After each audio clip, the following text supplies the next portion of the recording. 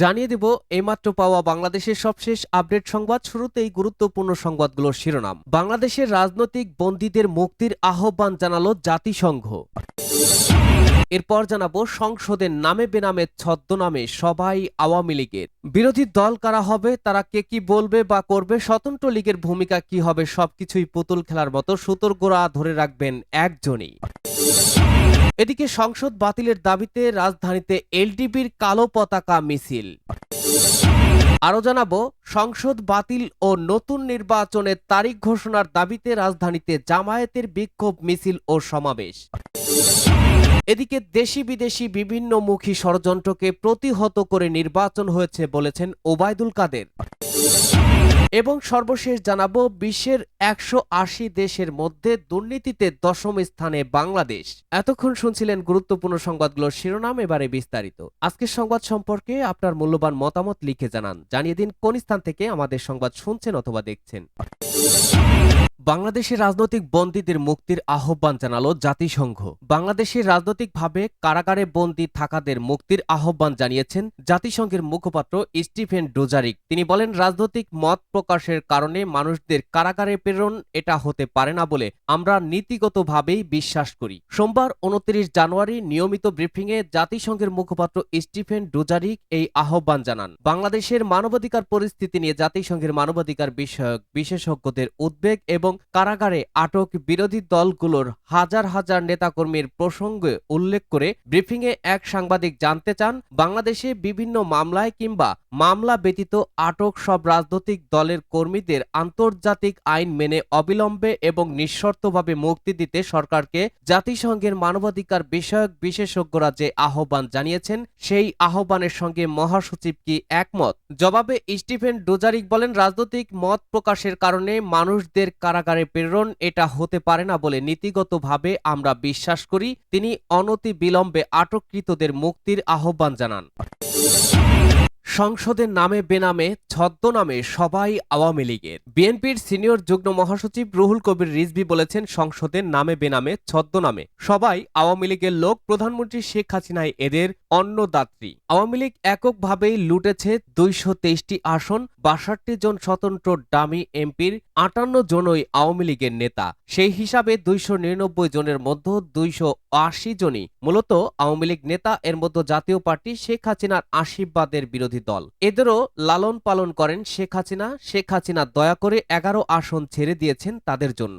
মঙ্গলবার দুপুরে রাজধানীর নয়াপল্টনে বিএনপির কেন্দ্রীয় কার্যালয়ে আয়োজিত এক সংবাদ সম্মেলনে এসব কথা বলেন তিনি। রিজভী বলেন, ডামি নির্বাচনের পর একটি অবৈধ সংসদ বহাল থাকা অবস্থায় ডামি শপথে অবৈধভাবে জন্মগ্রহণ করা এই তথাকথিত দ্বাদশ সংসদ বাংলাদেশের ১৮ কোটি মানুষ এবং গণতান্ত্রিক বিশ্ব ঘৃণা ভরে প্রত্যাখ্যান করেছে। এই সংসদ জনগণের নয়, আমি আর মামুদের সংসদ এটি। তিনি বলেন, জনগণের ভোট বর্জিত ডামি নির্বাচনের মাধ্যমে বাংলাদেশের ইতিহাসে দ্বিতীয় বাকশালীয় সংসদের কলঙ্কিত যাত্রা শুরু হচ্ছে আজ। পৃথিবীতে অদ্ভুত সরকারের অভিনব কিসিমের অদ্ভুত এক সংসদের সকল সদস্যই এক দলের। বিরোধী দল কারা হবে, তারা কে কি বলবে করবে, স্বতন্ত্র লীগের ভূমিকা কি হবে, সবকিছুই পুতুল খেলার মতো সুতার গোড়া ধরে রাখবেন একজন। রিজভী বলেন, আওয়ামী লীগ ফ্যাসিবাদ, নাৎসিবাদ ও মধ্যযুগের ভাবধারার পুষ্ট একটি রাজনৈতিক দল। অবৈধ আওয়ামী সরকার এক সর্বনাশা বিভীষিকা সঞ্চার করে নতুন নতুন অশুভ পরিকল্পনার মাধ্যমে জনগণকে বঞ্চিত করে ক্ষমতা ধরে রাখছে। সংসদ বাতিলের দাবিতে রাজধানীতে এলডিপির কালো পতাকা মিছিল। অবৈধ ডামি সংসদ বাতিলের দাবিতে এলডিপির কালো পতাকা মিছিল। দ্বাদশ জাতীয় সংসদের প্রথম অধিবেশন শুরুর দিন আজ মঙ্গলবার রাজধানীতে কালো পতাকা মিছিল করেছে লিবারেল ডেমোক্রেটিক পার্টি এলডিপি। অবৈধ ডামি সংসদ বাতিল করে নির্দলীয় তত্ত্বাবধায়ক সরকারের অধীনে সংসদ নির্বাচনের দাবিতে এলডিপি কালো পতাকা মিছিল করে। মঙ্গলবার দুপুর ১২টায় রাজধানীর বিজয়নগর থেকে মিছিলটি শুরু হয়। নাইটাঙ্গেল বিজয়নগর পল্টন হয়ে প্রেস ক্লাবের সামনে এসে মিছিলটি শেষ হয়। মিছিল শেষে সংক্ষিপ্ত সমাবেশে এলডিপির নেতারা বলেন, এই ডামি সরকার বাংলাদেশের জনগণের সরকার না। আজকে আমাদের এই লড়াই শুধু ভোটের লড়াই নয়, আমাদের গণতন্ত্রের লড়াই, আমাদের স্বাধীনতার সার্বভৌমত্বের লড়াই। জনগণ থেকে বিচ্ছিন্ন এই ডামি সরকারকে বিদায় নিতে হবে। আমরা রাজপথে ছিলাম, রাজপথে থাকব। এই শান্তিপূর্ণ প্রতিবাদ আমাদের চলতেই থাকবে। রাজধানীতে জামায়াতের বিক্ষোভ মিছিল ও সমাবেশ। বাংলাদেশ জামায়াতে ইসলামী মঙ্গলবার রাজধানীতে বিক্ষোভ মিছিল ও সমাবেশ করেছে। কেন্দ্র ঘোষিত কর্মসূচির আলোকে ঢাকা মহানগরীর দক্ষিণের উদ্যোগে নিত্য প্রয়োজনীয় দ্রব্যমূল্যের ঊর্ধ্বগতি নিয়ন্ত্রণ, গ্যাস ও বিদ্যুৎ সংকট দূরীকরণে কার্যকর পদক্ষেপ গ্রহণ এবং প্রহসনের ডামি নির্বাচন বাতিল করে কেয়ারটেকার সরকারের অধীনে নতুন নির্বাচনের তারিখ ঘোষণার দাবিতে বিক্ষোভ মিছিল ও সমাবেশ অনুষ্ঠিত হয়। বিক্ষোভ মিছিলটি রাজধানীর যাত্রাবাড়ি হানিফ ফ্লাইওভারের সামনে থেকে শুরু হয়ে গুরুত্বপূর্ণ সড়ক প্রদক্ষিণ করে দেশি বিদেশি বিভিন্নমুখী ষড়যন্ত্রকে প্রতিহত করে নির্বাচন হয়েছে বললেন ওবায়দুল কাদের। আওয়ামী লীগের সাধারণ সম্পাদক ও সেতুমন্ত্রী ওবায়দুল কাদের বলেছেন, জনগণের ভোটের নির্বাচিত জনপ্রতিনিধিরা আজ সংসদে যোগ দেবেন। দেশি বিদেশি বিভিন্নমুখী ষড়যন্ত্রকে প্রতিহত করে দ্বাদশ সংসদ নির্বাচন হয়েছে। জনগণের প্রতি আজকের এই দিনে কৃতজ্ঞতা জানাই। মঙ্গলবার দুপুরে আওয়ামী লীগের সভাপতির ধানমন্ডির রাজনৈতিক কার্যালয়ে এক ব্রিফিংয়ে তিনি একথা বলেন। এ সময় তিনি আরো বলেন, আমাদের গণতন্ত্র রাতারাতি ত্রুটি মুক্ত হবে না। বিএনপি দেশে যে অগ্নিসন্ত্রাস করেছে তা গণতন্ত্রকে কণ্টকাকীর্ণ করেছে। যারা নতুন সরকারকে অভিনন্দন জানিয়েছেন তারা কেউ ত্রুটিপূর্ণ নির্বাচন বলেনি। ওবায়দুল কাদের বলেন, আজকের বিশ্ব পরিস্থিতি পৃথিবীময় অর্থনীতির ওপর চরম আঘাত এনেছে। আজকে বাজার নিয়ন্ত্রণ ও দ্রব্যমূল্য কঠিন চ্যালেঞ্জ হয়ে দাঁড়িয়েছে। আশা করি জনগণের সমস্যার সমাধানে জনপ্রতিনিধিরা কাজ করবে।